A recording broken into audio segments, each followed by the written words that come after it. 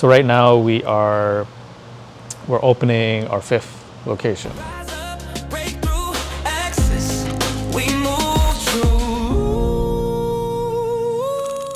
As the locations have come out, every location had its own hardships when it comes to, landlords being landlords, picky about certain things. These leases are weird, right? So sometimes we're paying our lawyers extra money to fight little clauses. It's just piled up. In this one, the Mississauga location has been the hardest. There were a lot of financials up and down, like, could we actually get the money? The funding didn't come through. It didn't come through because the bank didn't like our contractor. For whatever reason, they were just like, we're not gonna fund this vendor. You need to get someone else. And I told them he already started. We went in with the business plan before. Everything was there for them to approve, but they said yes. And then all of a sudden they were like, nope, we don't want to fund this contractor. Like, what do you mean?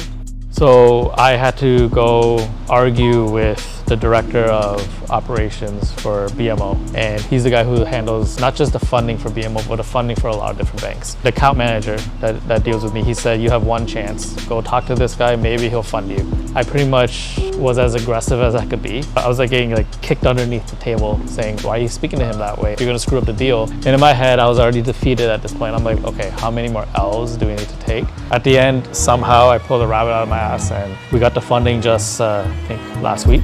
I'll be honest, he did all of that.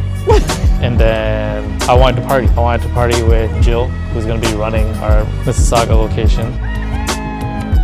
So I remember one day I was talking to Irvi. I'm like, don't you have a friend that you graduated with? She lives in Mississauga. I just randomly messaged her one day. Amar and Irv asking me, you ever thought about opening in Saga? And I was like, no, yeah, okay, let's talk about it. And then 2 years later, we decided, okay, let's take the plunge. So we signed Mississauga as well. Access isn't about aesthetics. This isn't about how sexy you look. It's very much how you feel and how we can help you regain that autonomy. Riverdale was the start of, okay, we're onto something here. Let's move Scarborough, the original location, make it look aesthetically pleasing as well. And then we opened downtown. Downtown was the big one.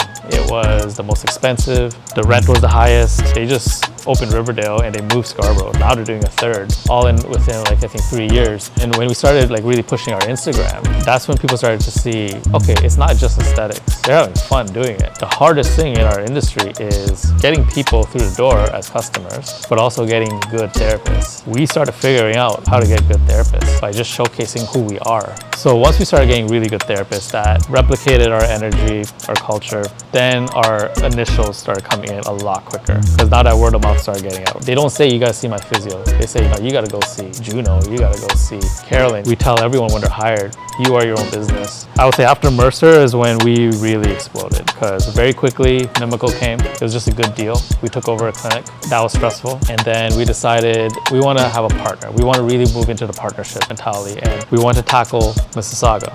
Working with a group of people that have the same common goal and have that same drive and thirst for growth is nothing that I've ever had before.